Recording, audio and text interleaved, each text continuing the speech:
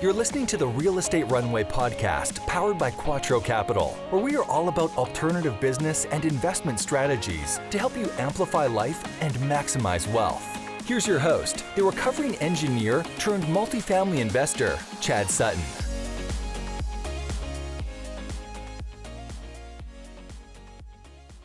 All right, Real Estate Runway family. Today, we're going to talk with Mr. Taylor Loht of NT Capital. So Taylor is a friend of mine and honestly, one of the only people in the capital raising space who has actually gone to get licensed by FINRA. I really love, his approach. He's super compliant. And I think anyone who's trying to raise capital today, anyone who's putting capital into deals, you need to be aware of what he's trying to tell you here because, people who put together deals in an illegal fashion are putting your money at risk. And so whether you're trying to figure out how to be a capital raiser, this is yet one of two ways, or whether you are actively investing or syndicating, you really need to know what he's got to say here. So without further ado, here's Mr. Taylor. All right. Welcome to another episode of the Real Estate Runway podcast, everyone. I'm your host, Chad Sutton, and we're powered by Quattro Capital as always. We are here with take two. So Mr. Taylor Loht and I actually had another recording of this episode, and lo and behold, it just didn't come through well on the sound waves. So we're going to try this again. The second guy always plays better if you're a golfer, so this will be a much better recording for you to hear. So Taylor, welcome to the show, man. Good to see you. Hey, thanks so much for having me back again. Thanks for your patience and willingness to give it another run here. It's okay, and for everyone on the air here, I think we're all agreeing that it was my fault that the episode. I don't think so. We're just gonna go with that. But anyway, well, Taylor, before we get into some meat today on what we're going to talk about regarding becoming a licensed professional in the capital raising market, do you mind giving us a little bit of a walk back into your background and kind of how you got from your previous life into the real estate world and further decided that you really wanted to play in the capital market space? How did this become? Sure, absolutely. So if we run my kind of investing journey back, I graduated from college, well over a decade ago now, and you finally had some big boy money, couple nickels to rub together. And I thought, how do I turn this into more money? That just seemed like a smart thing to do. The first thing I did is pick up a book called The Intelligent Investor by Benjamin Graham. It's a guy who taught Warren Buffett how to invest, basically. Read through that. It's very dense, but basically that got me started in the stock market and stock investing. And just by dint of my age and when I happened to get lucky and time the market, it was kind of hard to go wrong at that point if you were buying any kind of publicly traded securities. Did that for a few years and had done well in that space. Not better than the market. I'm not special, but just kind of got lucky as in the timing aspect of that. And I was doing the math on where's this going to put me down the road, and ultimately it wasn't in a good place. It wasn't where I wanted to be, where I wanted to get to. So I started looking for other opportunities, other ways to make money, to build my wealth, to grow my income, whatever it took to basically earn more and put myself in a better financial position. Spent a few years, exploring different options. I first thought I wanted to go get an MBA, explored that for a while, also worked on a few entrepreneurial ventures until one day I read Rich Dad, Poor Dad, as so many of us do. And he dun, dun, dun, dun. Exactly.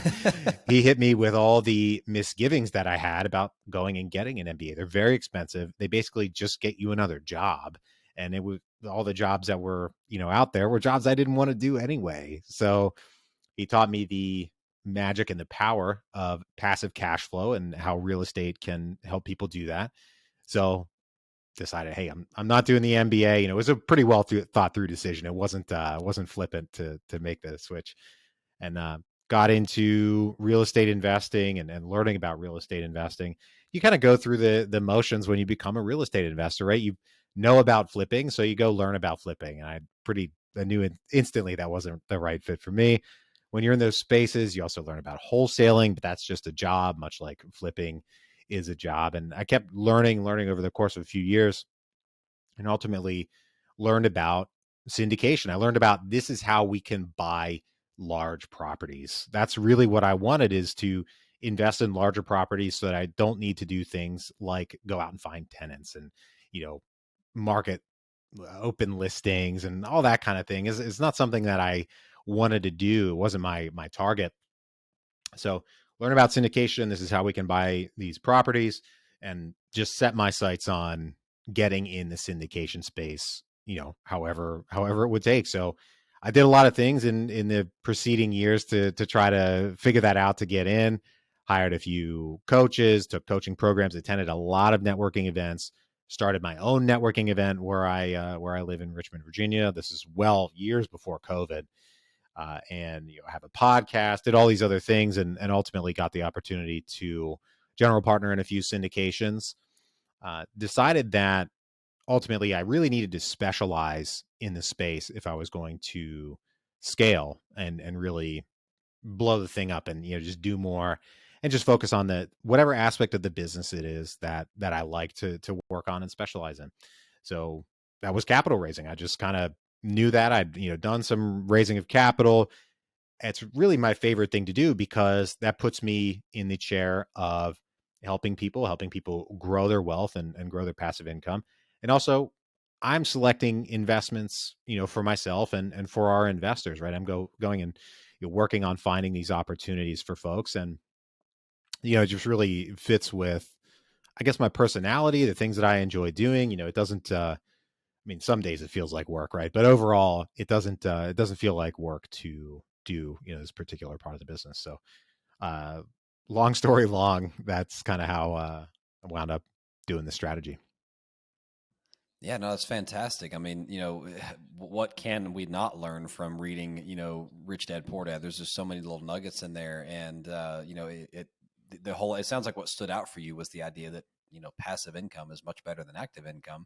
So you sought out for how to do that, and then tell me in a little more detail what drove you more towards the capital side of the business then? Because I think you played as an active partner as Mm-hmm. well. You mentioned you did some underwriting, did some acquisition work, things of that sort.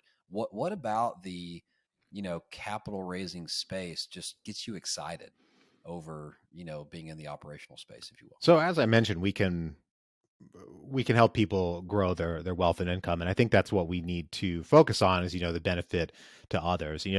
More about my myself and my personality is, look back at how I started as an investor. Generally, I started as an investor by going and picking and finding investments. So this strategy allows us to do that, is pick operators and properties to invest with myself, and to also present to our investor group.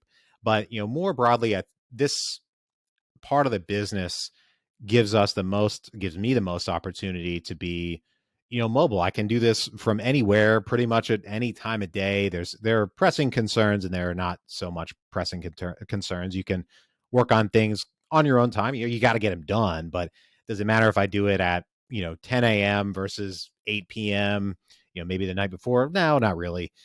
So that's nice, the time and location flexibility of this part of the business. And it really just it's just a lot of fun talking about deals with people and learning about people's goals, and we can really systematize and build strategies around scaling the business, whether it's making a podcast, kind of like we're doing here, like you do it, putting it out there, but also all the back end stuff of, hey, somebody's interested in learning about investing with me. They go on our site, fill out the form, schedule a call. Ultimately, they get to me, and they get drip emails along the way. But until the point that I call them on the phone, that's all automated. That's all set up. Those are all systems that walk that person to the point where they're talking with me and actually connecting with me. And that, honestly, building that stuff, that's just fun. I mean, it's fun to put the systems together and like see it work, and everything about it is just a blast. We were talking just before we hit record about how you built your latest computer that you're sitting on. So it sounds like you have that kind of brain. You're like, I see this as a system that I can optimize, and that's really cool, because that's really what excelling at any sort of business venture takes. But specifically, how do I help the most amount of people? And part of that is dripping them the right information at the right time, to the point to where they're educated enough and ready to talk on the phone and figure out, how do I better my financial future. So, man, I love all of that. It's fantastic. Yeah. Well, some of the meat on the show we're going to talk about today is what it means to be a licensed professional in the capital raising space. And if I had a we'll just say a grape for every time I've been asked if someone can raise capital for my group, I would have a lot of grapes, but I would probably be the problem with eating a lot of grapes is you get fat and people notice when you have too much on you. And that's how, what's the saying? Pigs get fat, hogs get slaughtered, right? So this is a place you never want to be on the wrong side of, and that is the SEC. And I don't mean the Southeastern Conference in the football sense. I mean the Securities and Exchange Committee. And they do have, some very strict rules around, what can and cannot be done in the securities world. So maybe if we can just kind of segue a little bit and talk about, in your view, the importance of being properly credentialed in this space if you're going to raise money and kind of what that means. Well, I really think you hit the nail on the head from the legality standpoint. Is the rules are what they are. We can't change the rules, so we need to do our best to play within them. Now, there are two in this space we operate today. There are two main strategies I think people are using when they want to focus on raising capital for real estate syndications. And there's the route that I went of getting securities licensed, and then there's the route of starting a fund of funds. And I got educated on both of those. At this point, the fund of funds model, I'm just generally less knowledgeable on because I haven't actually done that. I just chose that. That wasn't the right strategy for me. It seemed too much administrative overhead, too much headache, and all those other kind of things. But there are folks out there that are doing that successfully, and I wish them all the best. Some of them are good friends of mine, so there's nothing wrong with that. It just wasn't right for me. As far as doing it the right way, like I said earlier, in my choice to kind of specialize in this part of the business is what's the most sustainable business model that I can think of, and you got to think kind of a key part of that is keeping it legal and compliant with the various laws and regulations. And this after learning about the various options, like I said, about fund of funds model versus getting licensed, this just appeared to be the best option, for me and my personality, my strategy, what I like to do, how I want to play in the space. The best choice was to go and get licensed. And really, like I said, it of course you want to play by the rules just for the sake of playing by the rules. But to me, if you want to scale a business and, okay, so I'm 33, right? I want to be doing this, presumably for the rest of my life. I'll retire someday, but I don't have really like a horizon on when I want to quit and just go sit on a beach. I know a lot of people who have achieved that, and that's great, and they've gone and done that, and they all get really bored. They just say, I'm bored, I want to go back to it. Well, goal is of course to get to that point where that's viable financially, but ultimately to do something that can work as a business indefinitely, which is I believe this will, but also is enjoyable and secure enough to just continue to do. And to me, if I was like knowingly breaking the rules, I'd just be metaphorically, looking over my shoulder constantly. And I don't know, it's just the doing it right just is to me the only way to do it. I'm not a rule breaker, right? I play by the rules in life, so might as well do that in business. Yeah, fair enough. And so to kind of, and guys, neither one of us are securities attorneys. So we're going to say that right now, nor are we accountants. We are investors and entrepreneurs. So we're gonna start with that little disclaimer here. What we're really talking about here is selling securities, and whether you know it or not, if you're listening to this, pause and replay this section a couple of times if you haven't heard this before. But if you are actively doing deals, you're actively acquiring properties with other people's money, and those individuals have little or no say in the day-to-day operations or how that money is turned into a profit, you have created what the Securities and Exchange Committee call a security. And why is that important? Why do you care? Well, you better care because selling of securities, whether it's shares in a real estate company or stocks, bonds, whatever it is, right? It is something where you are giving money to someone else with the sole intent that that money generates a profit.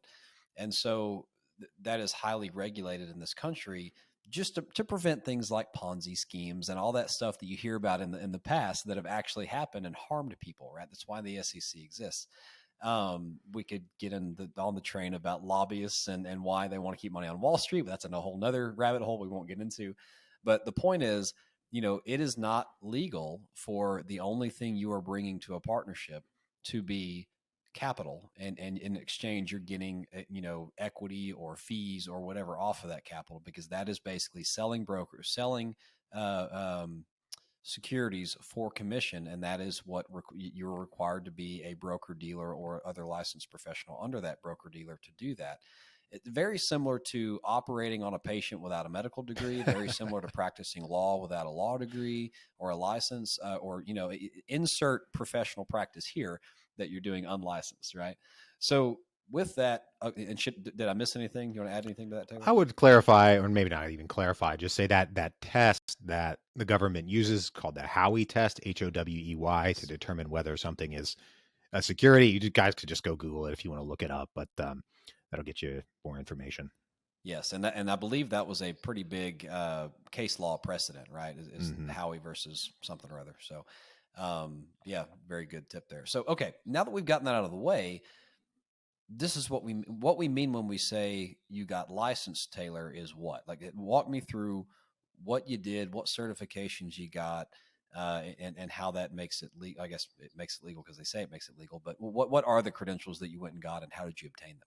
Sure. So first and foremost, it requires finding a broker dealer who can sponsor you through this process, and then ultimately, when you're set up, they do supervisory and compliance things, and there's a lot involved there.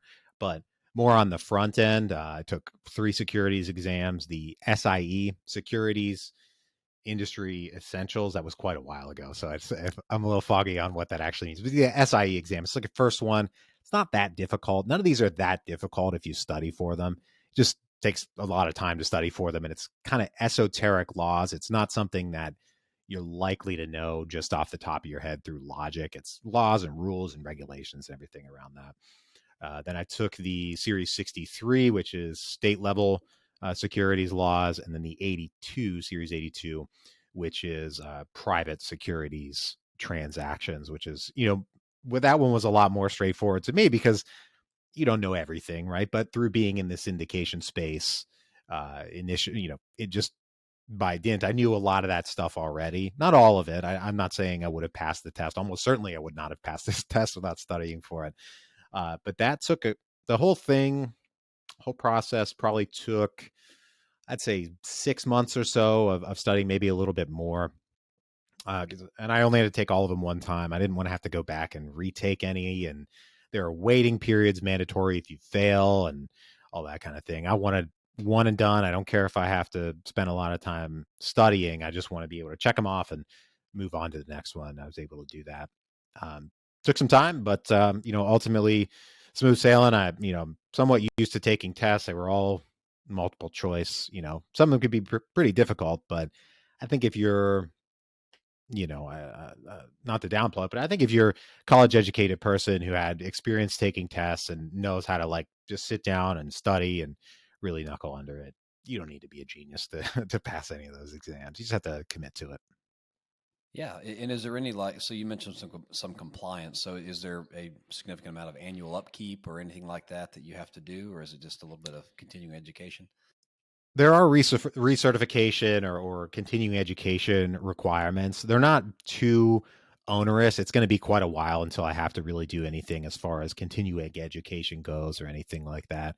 The compliance aspect is really more on a day-to-day basis of an actual execution basis, if you will, around things that I can versus can't say and can versus can't do, the various monitoring of my financial records that the broker dealer is responsible for. It's really amazing. I wouldn't have really, I don't know if I would have appreciated it quite as much, but there are more rules around what I can and can't do with publicly traded securities than Congress. And I have no insider knowledge on any publicly traded security, but the rules say what they say. Congress can do whatever they want. They can vote and trade however they care, even if it explicitly benefits them. But for me, there are a lot of rules around what I can and can't do. But it's just the way the system is set up, and do our best to play within the lines. But it's the compliance stuff is really more. It's really more felt around, again, things I mostly can't say with regards to speaking to investors, how I am versus am not allowed to, say, advertise a deal. If we had a deal, how can I send it out? That's all pretty well defined around what I can do, as opposed to, because that's FINRA. I have additional rules put on me by FINRA, and that's one of who I'm licensed with. Whereas if you're just a syndicator doing your own deal, you're going out and raising your capital.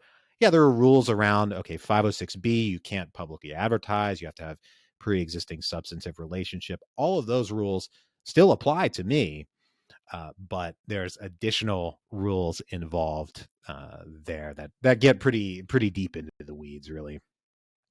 Yeah, that makes a lot of sense. And so I guess the last question that I have on this that I know our listeners will want to hear, once you have the proper, FINRA licensure in place, is there any rules on how you can or cannot come into a partnership? So for example, let's say, I know NT Capital has your way of doing things, but let's say that, person A goes and gets licensed and decides they want to come work with the sponsorship group over here, and their contribution is going to be, 50% of the raise or something like that. Are there any rules about how they can come into the partnership from that perspective, being licensed? Or are there, how does that work? That's a great question. It's almost like we've had a conversation like this before. No, it's very, very important. You can't do it's a pretty well defined rule, honestly. It's called selling away. I can't sell a security away from the supervision of my broker dealer. So I couldn't.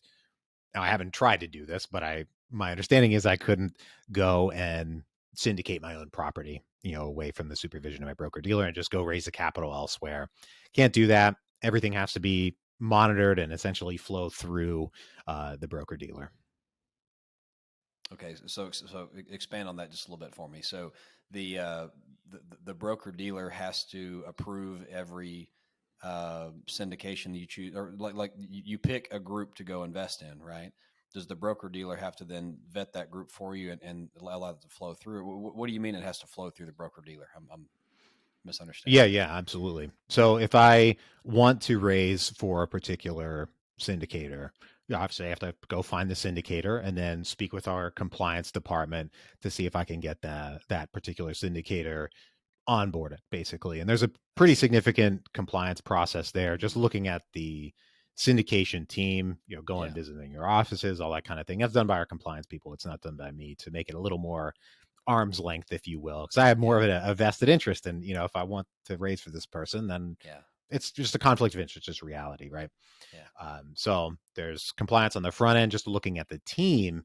And then when that team has a deal, there's a vetting process in the individual, deal as well. So there's plenty involved. Now, if I wanted to go passively invest as an LP in a deal away from the broker deal, and obviously I'd disclose it to them just to let them know, but I'm not raising capital. I'm not, participating in a securities transaction other than a buyer. I would not expect there to be an issue with that. Obviously, I would disclose it before doing it. But with my money, I have, pretty extensive reign. Again, just comes down to disclosure and approval if needed. Fantastic. Well, and I guess that's actually an extra bit of confidence for the investors who work with you. Is there's extra vetting to every sponsorship team, and I'm sure backgrounds and things of that sort. So that's a pretty good extra layer, I think. Wouldn't you agree? I would certainly think so. I mean, this is the really FINRA and the government's intent with establishing these requirements put on us is to first and foremost protect the investors. It's not about protecting me. It's about protecting the passive Of investors course. Yeah. and making sure we're complying. And there's so many other things in there. You can go on FINRA broker check and punch my name in and make sure I'm real. You can look up our broker dealer. You can look up our supervisory people and verify that our licenses are valid, and check and see if we've had customer complaints in the past. I haven't, and all that kind of thing. It's ultimately all pointed at protecting investors, which is good, and that's the goal, right? Yeah, absolutely. Well, Taylor, thank you for coming on the show and talking about this. I know it's a topic that not a lot of people are willing to talk about, and not a lot of people are educated enough to talk about. So thanks for coming on and sharing a little bit of your experience on this. Sure, sure. Yeah, absolutely. Thank you so much for having me. I think, with the lens that I have developed through, getting these licenses and everything and in this space really makes just the SEC only syndication world look like the Wild West. There's so much Yeah. more requirements put on us. But again, it's all about protecting the investors. So it is what it is. All right. Well, you just thought you were going to get out of here without having to answer those three questions again, didn't you? All right. We're going to go into a couple of questions we ask everyone on the show. Taylor, first one. What is your superpower in this business? So some would be tempted to say persistence or put it in the sense of persistence. I say I'm stubborn. I'm not gonna stop. I'm not gonna give up. Maybe it's persistence, but really, I think I'm just a little more bullheaded, if you will. I'm just gonna keep going and keep making things work and pushing forward, pushing through the things that go wrong, if you will. Stubborn. I like it. I'm envisioning Taylor breaking his head through a wall or something like that to get through something, but it's okay. Anyway, all right. Question number 2.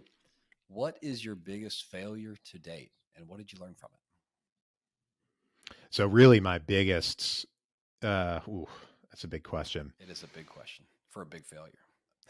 Right. I think my biggest failure in the real estate space, at least, is taking too long to execute. You meet a lot of people in this business, and I started in the space at the same time as a lot of pretty prominent people. And I'll shout out one guy in particular because he actually gave me this lesson. Dan Hanford. He and I connected early on before passiveinvesting.com. He's a great guy, very helpful, very, very knowledgeable, great entrepreneur who had a successful entrepreneurship record before he got into real estate syndication. And one of the things he taught me early on, being a successful entrepreneur himself, taught me that the speed of execution and the speed of implementation is a critical part of any entrepreneurial venture, particularly this one. And granted, I was in my mid 20s at the time, but that's not a good excuse. I didn't internalize and apply that lesson as quickly as I should have. And now, and that held me back probably a few years. I can name, I waited too long to implement to start my meetup back before COVID. I waited too long to start my podcast. Now both of the things have been going on for years, but could have had a couple year head start on myself if I would have implemented. I love that. That's super true. I mean, it's not procrastination, but sometimes if you're not first to the water bowl, you know what happens there. So, all right. Well, third question. Here at Quattro, one of our 4 pillars is philanthropy, and so we love to offer our guests a chance to share your philanthropic interest, and in a lot of situations, our listeners will contribute on your behalf. So, from a philanthropy perspective, what kind of gets you fired up to donate? What interest do you have in that area? Yeah, so I'm as much as I hate this phrase, I'm an animal lover. I've been a vegetarian for almost 7 years now, and I like to support local animal shelters. So just say, go support your local animal shelter. Send them, $20 if you got it, or whatever you can. I think they do great work in a lot of areas, and are severely underfunded. I love it. All right. How do we get in touch with you, Taylor? Should anyone want to reach out, work with NT Capital, or just hear your voice again? My podcast is the Passive Wealth Strategy Show. We're all about helping our listeners escape the Wall Street casino and build multiple streams of passive income through real estate investing. Available where you're listening to us now or wherever your favorite podcast host is. If you would like to learn about red flags in passive real estate investing, we have a free 7-day video course on 7 red flags in passive real estate investing available at passiverealestatecourse.com. If you'd like to speak with me about investing with us or just learn more about my company, just go to investwithtaylor.com and fill out the form. It'll walk you through the steps because, like I said, systems are everything, right? Just have it set up to walk through the process. And I'm happy to talk with happy to talk with any of your listeners for any reason. I think you would. I'm almost certain you would agree that your network and your connections in this business are huge. And I think anybody out there that appreciates that, I'm more than happy to have a conversation with you. Taylor, you're so right. All right. Well, Taylor, thank you for coming on the show. It's been a pleasure. And for everyone else out there, this has been another episode of the Real Estate Runway Podcast. Until next time, over and out. We hope this episode was insightful and brought value to your day. If so, please be awesome and leave us a 5-star review. Find out how Team Quattro can help you at thequattroway.com. Until next time, this is the Real Estate Runway Podcast.